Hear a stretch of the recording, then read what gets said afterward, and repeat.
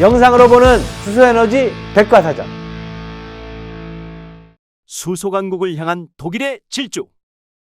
미래는 재생에너지만의 것이라는 건 명명백백합니다. 독일은 2045년 전 세계에서 처음으로 기후 중립을 달성하는 산업국가 중 하나가 될 것입니다. 에너지 공급은 녹색 전력과 지역, 수소로 이루어질 것입니다. 2023년 1월 다보스 포럼 특별연설에서 올라프 숄츠 독일 총리의 선언입니다. 2023년 4월 15일 EU 정책 결정의 주요 국가인 독일은 역사적 순간을 맞습니다. 이날 0시 엠스란트, 네카베스트하임2, 이자르2의 마지막 남은 원전 3곳의 가동이 중단됐습니다. 1961년 첫 원전 가동을 시작한 지 62년 만의 일입니다. 현재 26기 원전이 수년째 해체 중인 가운데 마지막 원전 3기의 해체 작업은 2040년대까지 이어질 것으로 전망됩니다. 독일 정부는 애초 2022년 12월 31일까지 원전을 폐쇄할 계획이었지만 우크라이나와 러시아 간 전쟁으로 에너지 가격이 급등하면서 2023년 4월 15일까지 가동을 연장했습니다. 숄츠 총리는 메르켈 전 총리의 주요 정책을 이어 독일 역사, 세계사에 기록될 순간을 현실화했습니다. 그렇다면 이 결정까지 독일은 어떤 고민을 했을까요? 원전 폐쇄 후 독일은 에너지 문제를 어떻게 풀어갈 것인지 더욱 고민이었습니다. 최종적으로 독일은 재생에너지를 선택했습니다.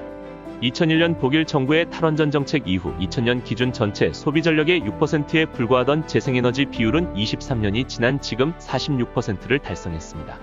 대단한 성과입니다. 독일의 탈원전 정책에는 미국 스리마일섬 원전 사고와 일본 후쿠시마 원전 사고가 큰 영향을 미쳤습니다. 물론 독일뿐 아니라 세계 여러 나라들이 원전의 위험성을 알게 되고 원자력 발전 중심으로 전기를 공급해온 나라들이 원자력 발전을 대체할 수 있는 에너지원을 찾아 나서기 시작했습니다. 독일 역시 메르켈 전 총리 때부터 원전 중심에서 재생에너지 중심으로 에너지 지도를 바꾸어 나갔죠. 앙겔라 메르켈 전 총리는 라이프치히 대학에서 공부한 물리학 박사입니다. 매년 미국 타임지가 선정한 세계에서 가장 영향력 있는 인물 100인에 선정될 정도로 영향력이 컸습니다.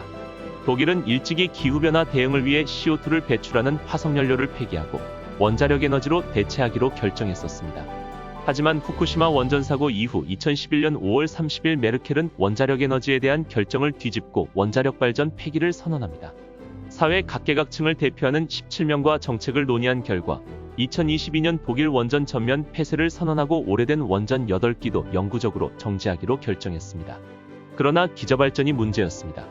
재생에너지가 가진 한계 때문에 재생에너지를 기저발전으로 사용하기에는 무리입니다. 현재 독일은 석탄으로 화력발전소를 돌려 생산하는 전기보다 바람과 태양으로 생산하는 전기가 더 많아졌지만 이를 24시간 가동해야 하는 기저발전으로 사용하기엔 한계가 있습니다. 기저발전으로 사용할 수 있도록 안정적 에너지원을 선택해야 했고 그 에너지원으로는 원자력 에너지를 선택했지만 이마저 폐기하면 대안을 찾기가 어려웠던 것이죠.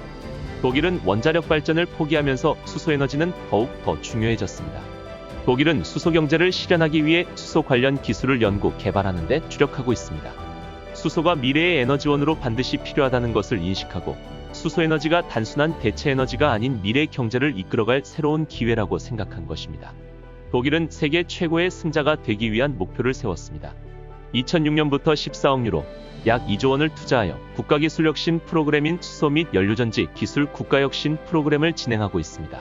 기술을 선점하기 위해 연료전지 산업 기반을 조성하기 위한 실증연구 등 수소산업 클러스터를 구축했습니다. 보조금 지원 정책도 운영하고 있습니다. 독일은 순제로 전환을 가속화하기 위하여 170억 달러의 보조금을 배정했습니다. 이를 통해 미래시장 경쟁력을 확보하기 위한 국민의 수용성을 높이겠다는 것이죠. 보조금은 마이크로 열병합 연료전지의 도입을 지원하기 위해 운영되었으며 2023년까지 약 2,400여 대를 보급했습니다. 지원 금액은 설치비를 포함하여 시스템 가격의 최대 40%까지 지급했습니다. 최근 청정수소의 생산과 공급이 중요해지면서 독일은 2023년부터 H2 글로벌 프로젝트를 통해 청정수소의 보조금을 지원하는 제도도 운영하고 있습니다. 청정수소 구매 시 장기 공급 계약에 의해 구입 단가를 낮추고 판매 시에는 단기 계약을 통해 판매 단가를 높이는 제도입니다. 이유는 청정수소 1kg당 4에서 4.7유로의 보조금을 지원하고 있습니다. 그래도 청정수소는 아직도 화석연료에 비해 가격이 비쌉니다. 이후의 보조금만으로는 청정수소 생산기업이 적자를 볼 수뿐이 없죠. 이 적자 부분을 독일 정부가 추가 보조금을 통해 메꿔주겠다는 것입니다. 독일의 이 제도는 전 세계적으로 모범이 되는 제도입니다. 이와 같은 보조금 지원을 확대하며 독일 정부는 2030년까지 청정수소 생산을 5기가와트에서 10기가와트로 2배로 늘리겠다는 계획입니다. 10기가와트 규모의 수전의 플랜트에서는 연간 약 100만 톤의 청정수소를 생산할 것으로 예상됩니다. 독일의 수소 경제가 돋보이는 부문은 단연 자동차입니다. 자동차 종주국답게 독일은 국립수소연료전지기구의 지원을 통해 수소전기차 인프라를 넓혀가고 있습니다. 2024년 1월을 기준으로 독일에는 수소버스 127대, 수소트럭 120대, 수소승용차 2364대를 포함해 수소전기차 2611대가 도로를 달리고 있습니다. 또한 베를린에서는 수소전기 우버 택시 200여 대를 보급해 운영하고 있습니다. 이 외에도 5,000대의 수소 구동 전기 트럭이 곧 독일 도로를 주행할 것으로 예상됩니다. 트럭은 충전당 주행 거리가 400km에 이릅니다. 한편 프랑크푸르트시는 2030년까지 모든 버스를 수소연료전지로의 전환을 추진하고 있습니다. 독일은 2030년까지 수소전기차 180만 대를 보급한다는 계획입니다. 독일의 연방 디지털 인프라 및 교통국은 수소충전소 구축을 위한 계획도 세우고 있죠. 2025년까지 400기, 2030년까지 1000기의 수소충전소 구축이 예정되어 있습니다. 독일의 수소충전소 사업은 독일 기업 린데가 선도하고 있습니다. 린데는 세계 수소충전소 시장 점유율 1위 기업으로 미국과 일본, 유럽 등에 이미 약 90여 개 수소충전소를 구축했죠. 독일 수소충전소 시장의 70%를 점유하고 있습니다. 정부의 친환경차 수요 확대를 위한 보조금 지원 정책도 강화됩니다. 2025년까지 4만 유로 미만인 저가 전기차에 대해 구매 보조금 지원을 확대할 예정입니다. 또 2025년까지 전기차와 수소전기차의 자동차세를 면제합니다.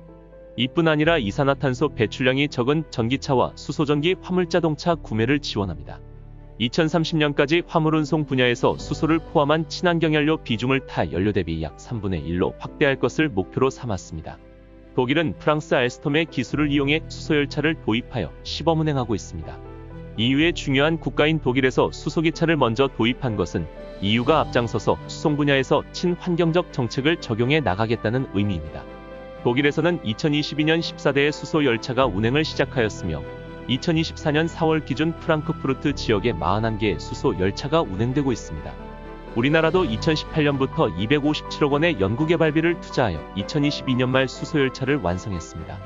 하지만 2023년 예산 확보 실패로 2023부터 실용화를 위한 계획이 늦춰지고 있는 것과 비교하면 독일의 발빠른 행보가 더욱 주목됩니다. 수소 운송에서도 독일은 한 발 앞서가고 있습니다. 운송 비용을 합리화하기 위해서 그린 수소를 직접 사용하거나 메탄가스화해서 천연가스 배관에 혼합해 저장 운송하는 P2G에 주력하고 있습니다. 아우디는 이 가스 프로젝트에서 풍력발전 등 재생에너지 발전을 통해 사용하고 남은 잉여전력으로 제조한 수전의 수소를 메탄가스화해서 가스 공급망에 적용하는 연구를 진행하고 있습니다. 특히 주목받는 프로젝트가 있습니다. 우크라이나와 러시아 간 전쟁 발발 후 러시아의 천연가스 공급이 불안해지면서 그 대체제로 부상한 나라가 있습니다. 유럽 내 최대 천연가스 공급원인 노르웨이죠. 독일은 노르웨이로부터 친환경 수소를 공급받아 전력을 생산하는 프로젝트를 추진 중입니다. 양국 간의 수소 운송 파이프라인 건설 계획도 검토되고 있습니다. 2030년부터 수소를 공급한다는 계획인데 급변하는 국제정세가 오히려 수소 생산과 수소 운송 사업에 힘을 더해주고 있는 셈이죠. 독일은 이렇게 수소에너지를 기저발전으로 활용하기 위한 노력을 기울이고 있습니다. 원자력 에너지를 대신할 기저발전원으로서의 수소에너지에 사활을 걸고 집중적인 투자를 벌이고 있습니다. 구독과 좋아요 잊지 않으셨죠? 다음 편을 기대해 주세요.